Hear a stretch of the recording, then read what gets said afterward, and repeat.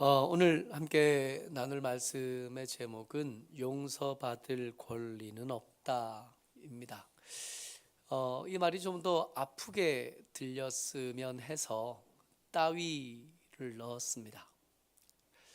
우리가 하나님 안에 살고 하나님을 위해서 이런저런 일들을 하고 헌신하고 수고하고 또 여러모로 분주하게 살지만 그런 중에도 반드시 기억해야 될 것, 우리에게 용서받을 권리가 생긴 건 아닙니다. 그런 거 없습니다. 당연히 용서받을 수 있고, 당연히 주의 은혜를 얻을 수 있고, 당연히 주의 은혜를 누릴 수 있게 된 거, 그런 거 없습니다. 오늘 그 얘기를 좀 하려고 합니다. 지난주에 우리가 창녀의 낯이라는 얘기를 나눴었는데, 창녀의 낯은 그거였어요. 죄 지은 뒤에도 부끄러움이 없고, 선지자를 죽여서 그 죽이는 과정에 묻은 그 피가 옷에 얼룩덜룩 묻었는데도 꺼리낌이 없고, 이렇게 죄를 지은 뒤에 또 저로운 삶을 산 뒤에도 부끄러운 줄 모르는 거, 이걸 뭐라고 부르냐 하면 창녀의 낯이라고 부릅니다. 삶의 모든 일들은 씨앗이 되거든요.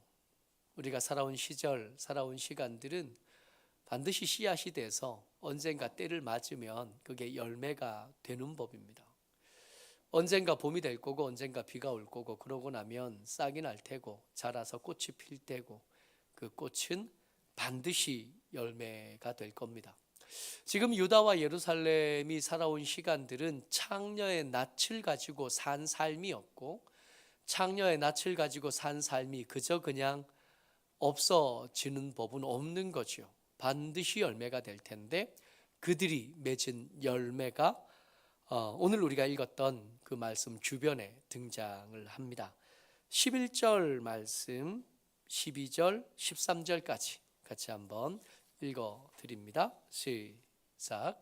그때에 이 백성과 예루살렘에 전할 자가 있어서 뜨거운 바람이 광야에 있는 헐벗은 산에서 내 딸 백성에게 불어온다 하리라.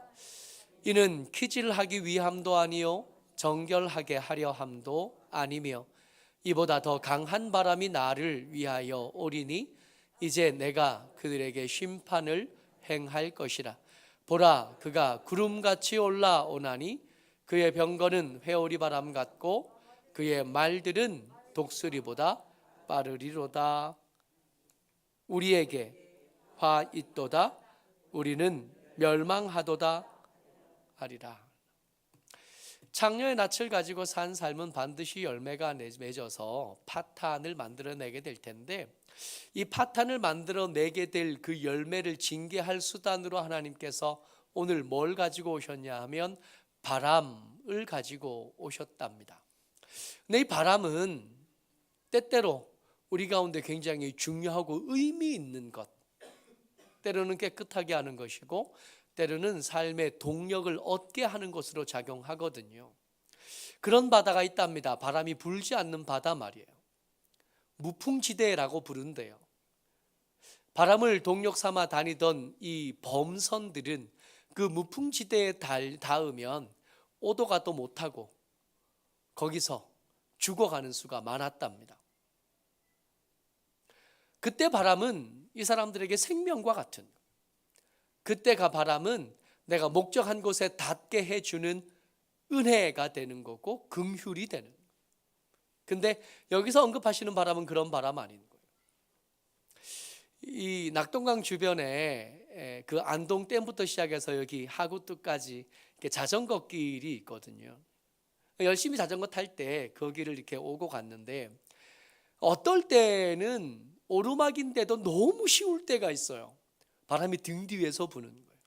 이게 센 바람이 아니어도 돼요. 그냥 살짝 부는 바람도 그 바람이 등 뒤에서 불면 그 올라가는 오르막이 얼마나 편한지 몰라요. 다리가 쉴 수 있는 시간이 되고 또 회복하는 시간이 되고 또 하나님의 은혜가 이렇게 급히 묵상하지 않아도 그저 아멘 될 만큼 풍성한 시간이 되는. 근데 바람이 항상 등 뒤에서만 부는 건 아니잖아요. 어느 때 맞은 바람, 맞은편에서 부는 바람이 이렇게 맞을 때가 되면 내리막인데도 힘들어요. 잘 안 내려가. 뜻대로 되지 않고 원한 대로 되지 않아요. 하나님 말씀하십니다. 바람이 불어올 텐데 이 바람은 키질하기 위한 바람이 아니다 그러시는.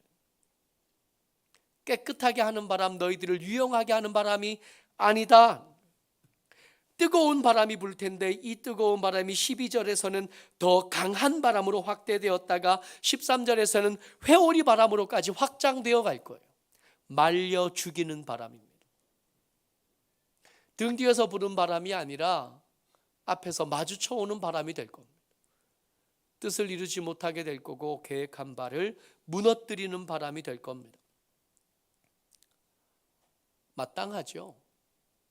창녀의 낯을 가지고 살았으니 부끄러운 짓을 하고도 부끄러운 줄도 모르고 죄를 범하고도 두려운 줄 모르고 살았으니 마땅하죠. 당연합니다. 그렇게 돼야 됩니다.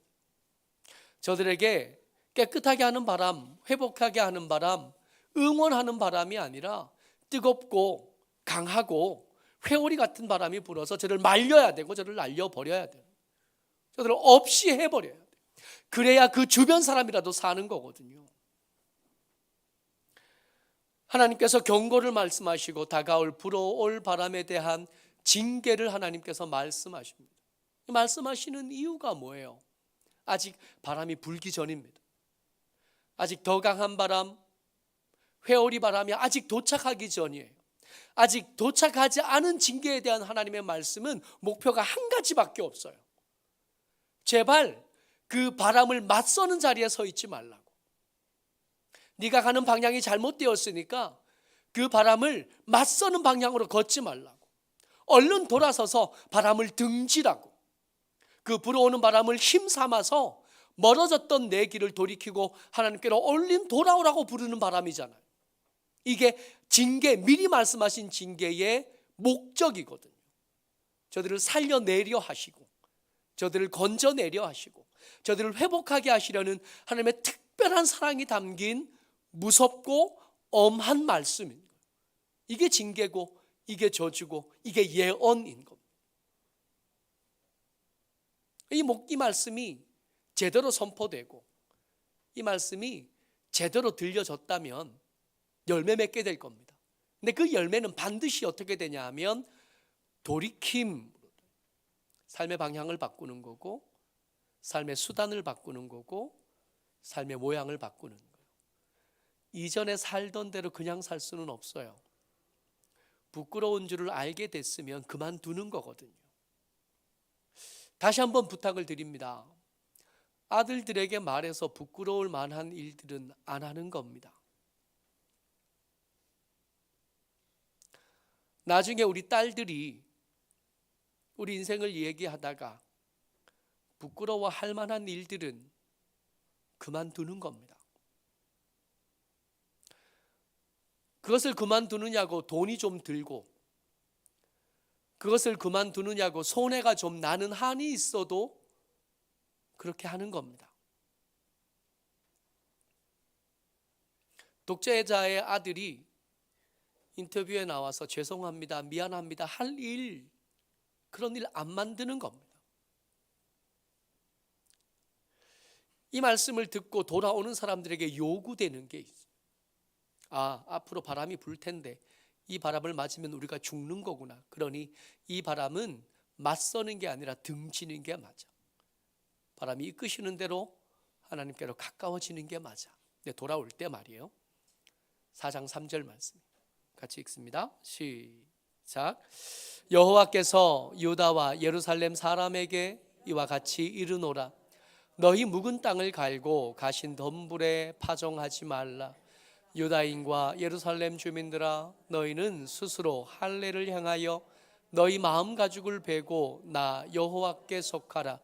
그리하지 아니하면 너희 악행으로 말미암아 나의 분노가 불같이 일어나 사르리니 그것을 끌 자가 없으리라. 3절 말씀에 뭐라고 말씀하셨냐면 묵은 땅을 갈래요. 왜요? 묵은 땅과 가시덤불이 같은데요. 같은데 가시덤불에 씨 뿌리면 어떻게 되게요? 잘 싹이 나지 않기도 하겠지만 싹이 난다고 해봐야 그것이 열매를 맺을 가능성은 없는 겁니다. 왜요? 가시덤불이 더 세거든요. 가시덤불이 더 강하거든요. 저가 햇빛을 못 보게 할 거고, 저가 영양분을 빼앗아 갈 거고, 저가 열매를 맺지 못하게 할 겁니다. 그러니까 잘라내야 돼요. 갈아엎어야 돼요. 가시덤불이 있는 그대로 그냥 씨를 뿌리는 아무리 많은 수고를 해봐야 헛겁니다. 순서가 있는 법이고 방법이 있는 법이거든요. 먼저 뭐 해야 되냐면 이 땅이 하나님의 말씀을 이상히 여기는 악한 삶이었다면, 부끄러운 삶이었다면 그 마음 그대로는 안 되는 거예요. 언젠가 한 번은 잘라내야 되는, 걷어내야 되는, 갈아엎어야 되는 거예요. 그 다음에 씨 뿌리는 겁니다.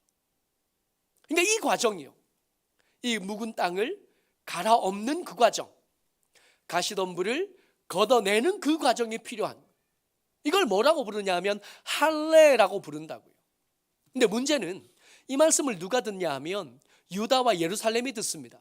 그 동네 사는 사람들은 난지 8일쯤 되면 한 명도 예외 없이 할례, 몸에 하는 할례는 다 받아요. 근데 그 몸에 한 할례가 이미 소용이 없는 상태가 됐어요. 몸에 한 할례는 증거이어야 되고 몸에 한 할례를 통하여 마음에 품은 것들이 있어야 되는데 그게 없었기 때문입니다. 그래서 어떻게 하라 그래요? 마음의 가죽을 벨래요.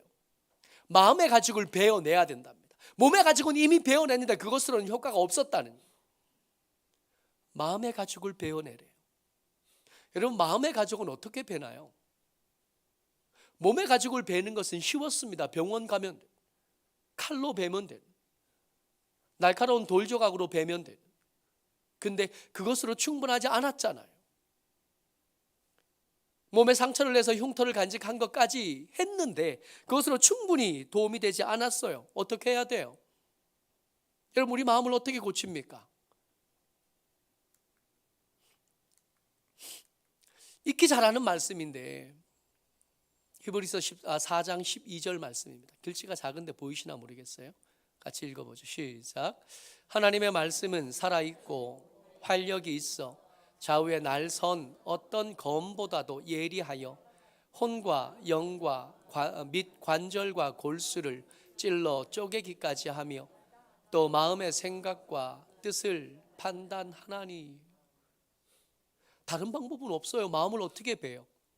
마음의 가죽을 베내야, 그래야 가시덤불에 씨 뿌린 것 같은 그런 허무한 일들을 그만둘 수 있겠는데 마음의 가죽 어떻게 뵙니까?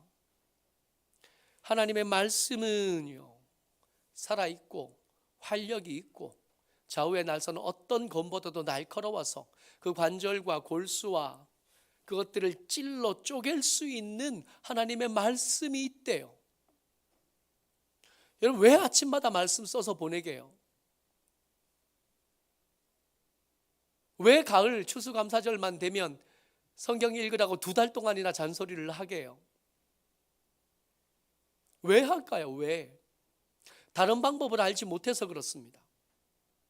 우리 마음의 가죽을 베어낼 다른 방법을 들은 적도 없고 배운 적도 없고 안 적도 없어요.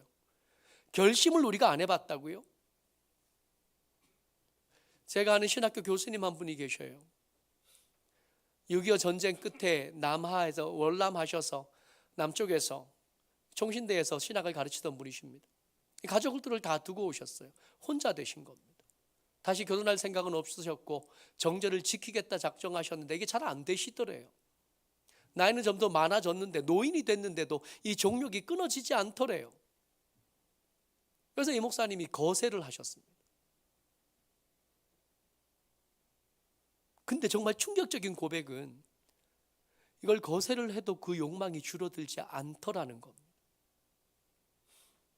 우리가 결심한 적이 없다고요? 우리가 다짐한 적이 없다고요? 했죠. 수없이 했죠. 금년 12월 달이 됐습니다. 다이어트는 어떻게 돼가세요? 결심했었잖아요. 영어 공부는 어떻게 돼가십니까? 결심했었잖아요. 우리. 결심한 적이 없는 게 아니에요. 그 결심이 우리의 습관을 이기지 못합니다. 그래서 흔히 조언하는 사람들이 작심 3일 그러니까 3일마다 결심하래요. 나중에는요 3일마다 결심하다가 이게 내가 뭐 하는 짓인가 싶어요. 안 됩니다. 그런데 하나님의 말씀이 우리에게 뭐라고 말씀하시냐면 하나님의 말씀이 효과가 있을 거래요. 하나님의 말씀은 살아 계시고 활력이 있으시대요. 좌우의 날선 어떤 검보다도 날카로워서 찔른대요, 쪼갠대요, 가른대요. 마음의 가죽을 베라고 하신 말씀은 이 말씀에 살아있는 것을 염두에 두고 하신 말씀인 것 같아요. 그래서 잔소리를 하는 겁니다. 쉬우냐고요? 안 쉬워요.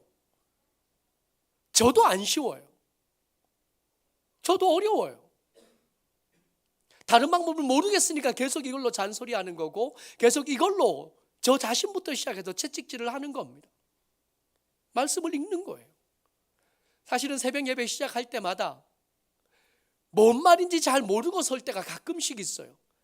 사실은 좀 자주 있어요. 도망갈 방법이 없어요. 박순학 집사님은 하루도 안 빼고 여기 앉아 계시잖아요. 잘 모르겠을 때 아무도 안 오면 모르는 거 표시 안 나고 그냥 기도하면 될 텐데 그게 안 돼요. 그러다 보니 조금씩 나아지는 거예요. 잘 돼서 하는 거 아니고 체질에 맞아서 하는 거 아니에요. 제 절 어릴 때 모습을 아는 친구들이 제가 목사 된 것을 보고 놀라워합니다. 그 자리에 콕 처박혀서 제가 일주일을 움직이는 동선이 집, 교회, 수영장, 산 요거밖에 없거든요. 놀라워해요. 제가 고등학교 1학년 때부터 고등학교 3학년 때까지 우리나라 국립공원 산 안 가본 데가 없습니다. 다 다녔어요. 돈이 없으니까 산에 가라고 이렇게 뭐 돈을 주시지는 않으니까 가난했으니까. 그러니까 차비만 만들면 가는 거예요. 차비만 만들고 갔으니까 아침 일찍 가야 되잖아요. 멀리 가니까 아침 굶죠. 차비밖에 없으니까 점심 굶죠. 멀리 갔으니까 늦게 도착하잖아요. 저녁 굶죠. 어떤 날은 그날 도착 못해서 그 다음날 아침에 울산에 도착해가지고 이게 등산복 차림, 어제 산에 갔던 그 모습으로 학교도 가봤어요. 제가 이렇게 돌아다니기 좋아하는 사람, 돌아다니기 좋아하고 사람 만나는 거 좋아하고, 서울에 있는 친구하고 점심 약속을 하고 아침에 기차 타고 울산에서 서울 가서 점심 먹고 기차 타고 내려와가지고 저녁에 집에 돌아다니는 거 좋아하는 사람. 내가 이렇게 사는 걸 보면 어릴 때 친구들은 하나님이 살아계셔, 하나님의 말씀이 유일한 방법입니다. 다른 방법을 배워본 적도 없고 들어본 적도 없어요. 그래서 계속 잔소리하는 겁니다. 성경 좀 읽자고, 읽으면서 생각 좀 하자고, 할 수 있으면 한번 써보자고. 그냥 성경을 읽는 것과 성경 퀴즈 대회를 준비하면서 성경을 읽는 건 좀 다르잖아요. 그냥 읽어서는 성경 퀴즈 대회 한 문제도 못 맞추거든요. 엑셀 문제 나올 만한 거 좀 치료해야 되고 써야 되고 인터넷에 검색해서 미리 나왔던 문제도 좀 챙겨봐. 그래야 한두 문제라도 맞추는 거거든요. 이번에 화평구역이 어마어마했잖아요. 12명, 10명 있는 팀이 1등 하는 게 당연하지 않아요? 30문제 정도밖에 안 되는데 10점, 12점을 먼저 받은 팀하고 싸웠는데 어떻게 그렇게 되냐고. 그냥 되는 게 아니에요. 애써야 되는, 수고하고 되는 거. 쉬워서 하는 게 아니라, 체질에 맞아서 하는 게 아니라 애쓰고 몸부림치는 겁니다. 다른 방법을 알지 못하니 말입니다. 그렇게 돌아오는 겁니다. 그렇게 잘라내고 베어내고 몸부림쳐서 노력해서. 근데 오늘 우리가 읽은 말씀에 이렇게 돌아왔으면 하나님께서 그 돌아온 백성들을 잘 왔다고 잔치 벌려주고 손가락에 들어있는 인장 반지 빼가지고 끼워주고 목욕시켜주고 새 신발에 새 옷을 입혀주고 그런 이야기가 나와야 될 것 같은데 그런 이야기가 안 나왔어요. 오늘 우리가 읽은 예레미야 4장 10절의 말씀은 예레미야가 백성들을 등지고 하나님을 맞선 채로 하나님 앞에, 하나님 당신이 내 백성들 유다와 예루살렘을 속이셨습니다. 마치 광야에서 모세가 백성들을 등지고 하나님을 막아섰던 것처럼 그런 느낌으로 지금 말씀을 하고 계시네요. 그래서 이 말씀은 10절 말씀은 예레미야의 이야기입니다. 같이 다시 한번 읽어요. 시작. 내가 이르되 슬프도소이다. 주 여호와여, 주께서 진실로 이 백성과 예루살렘을 크게 속이셨나이다. 이르시기를 너희에게 평강이 있으리라 하시더니 칼이 생명에 이르렀나이다. 돌아오라고 말씀하셨으면 돌아온 백성들을 맞아주고 기다려 주셔야 되는데 그 기다림이 없는 것처럼 보여진 겁니다. 하나님의 그 회오리 바람이, 더 강한 바람이, 그 뜨거운 바람이 멈추지 않고 그대로 백성을 몰아칠 것처럼 여겨진 거예요. 실제로 백성들은 정해진 하나님의 징계를 피하지 못했고 예루살렘 성은 무너졌고 그나마 몇 명 남은 백성들까지 몽땅 다 죽거나 없어지거나 포로가 되거나 다 없어져 버렸다. 여러분들, 우리가 하나님의 사람으로 살고 하나님의 사람으로 살면서 여러 가지 의무를 졌잖아요. 그 의무를 지고 감당하는 일이 결코 쉽지 않거든요. 버겁고 힘들고 어렵거든요. 근데 그런 일을 했으면 하나님, 내가 이만큼 했으니까 하나님도 적어도 대가를 주셔야 되지 않습니까? 대가를 주실 때 하나님의 계산법은 1배, 2배 이런 거 아니잖아요. 30배, 60배, 100배라고 말씀하셨으니까 내가 요만큼 드렸으니 100배까지는 나도 양심이 있으니까 바라지 않는데 적어도 이쯤 되면 한 60배 정도는 어떻게 안 돼야 됩니까? 그런 생각이 드는 거예요. 꽤 잘 살았는데, 꽤 열심히 이것저것 하나님께 드리고 시간을 양보하고 헌신하고 했으니까 좋습니다. 160배도 안 바랍니다. 30배만 해도 어디예요? 그렇지 않아요? 30배만 해도 어마어마하지. 물론 하나님의 계산법에서 30배는 제일 낮은 건데 제일 낮은 것도 감지다. 우리는 그것만 해도 얼마든지 감사하지. 내가 11절을 얼마 드렸더라 떠올려보고 30배에 가면 흐뭇해지는 거. 내가 하나님께 드렸던 시간 떠올리고 그거 30배면 야, 수술한 우리 장모님, 심장이 불편한 우리, 당뇨와 고혈압과 관절과 이것저것들에 부족하고 아픔이 있는 우리들이 앞으로 얻을 시간을 생각해 보면 참 크다, 많다 싶은 거 좋다. 언젠가부터 이걸 당연한 권리로 여기게 된, 당연한 거, 당연히 얻어야 되는데 못 받으면 뭔가 문제가 생긴 것쯤으로 생각하는 거예요. 예레미야 선지자가 말합니다. 그리고 예레미야 선지자를 함께 살았던 시대의 사람들, 그 사건들이 말씀하십니다. 그런 거 없습니다. 우리가 하나님께 드렸던 것, 하나님 앞에 드렸던 시간들, 그 헌신들, 그것들로 하나님의 은혜를 살 수 있는 권리가 생긴 거 아닙니다. 용서받을 권리 따위 없습니다. 하나님의 은혜를 우리가 돈 주고 살 수 없고 우리의 땀과 노력을 들여서 하나님의 용서를 살 수 없습니다. 교환비가 안 맞아요. 하나님이 그 용서를 말씀하시기 위해서 독생자 아들 예수 그리스도를 주셨잖아요. 애초에 단위가 달라. 단위가 애초에 교환이 안 돼요. 우리가 남들보다 조금밖에 못 산다고 해도, 우리가 남들보다 좀 가난하게 살아야 된다고 해도, 우리가 남들보다 더 비천한 모습으로 변방으로 쫓겨나 산다고 해도 그걸 가지고 하나님 30배라고 말씀하지 않으셨습니까? 라고 말할 수 있는 권리는 우리에게 없습니다. 권리가 아니라 우리는 그가 말씀하시는 긍휼에 매달려서 사는 거예요. 예레미야 2장 2절 말씀을 한 번 더 읽어 드립니다. 같이 읽지요. 시작. 시작. 가서 예루살렘의 귀에 외칠지니라. 여호와께서 이와 같이 말씀하시기를 내가 너를 위하여 내 청년의 때의 인애와 내 신혼의 때의 사랑을 기억하노니 곧 씨 뿌리지 못하는 땅 그 광야에서 나를 따랐음이니라. 여러분, 하나님께서 청년의 때의 인애를 기억하신대요. 하나님께서 신혼 때의 사랑을 기억하신대요. 문제는 그 신혼 때의 그 신부 지금 어디 갔어요? 바람나서 집 나갔잖아요.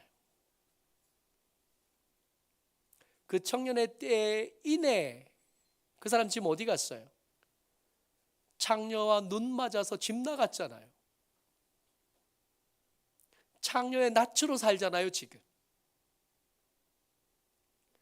우리가 돌아와서 환대를 기대할 수 있게 된 것은 우리의 권리 때문이 아닙니다. 우리는 잊어버렸고 우리는 내다버렸는데 하나님께서 아직 그걸 잊어버리지 못하셨대요. 우리는 그 사랑을 벌써 헌신딱 내버리듯이 다 내버렸고 아무것도 남지 않았는데 하나님께서 아직 그걸 잊어버리지 못하셨고 아직도 그때를 그리워하고 할 수만 있으면 그때로 되돌아가고 싶어 하신대요. 우리가 어디에 매달려 있냐 하면 당연히 잊어버렸어야 되고 이혼증서가 이미 기록된 그 파경된 그 결혼관계를 못 잊은 옛 신랑의 그 사랑에 매달리는 겁니다. 그 신랑이 바람난 이 신부 이혼장 받아가지고 나간 그 신부에게 무슨 의미가 남았어요? 의무 하나도 없고 그가 핏대를 세워서 말할 수 있는 거 하나도 남지 않았어요. 다 가지고 나갔어요. 유산 챙겨서 나갔고요. 이혼증서 받아가지고 나갔고요. 한미천 잡아가지고 나갔어요. 그 아들에게, 그 신부에게, 그 청년에게 무슨 의무가 하나님에게 남아있습니까? 아무것도 남아있지 않아요. 아버지가 그 아들에게 인장반지를 끼워준 것은 아들의 권리가 남아서가 아니라 아버지의 긍휼이 남아서입니다. 착각인 거예요. 우리가 평생 주를 위해 살아도 그 통장에 빚진 거의 잔고에 동그라미 하나도 못 지우는 거예요. 우리가 평생을 하나님께 드려도 그 은혜의 한 자락도 갚지 못하는 거예요.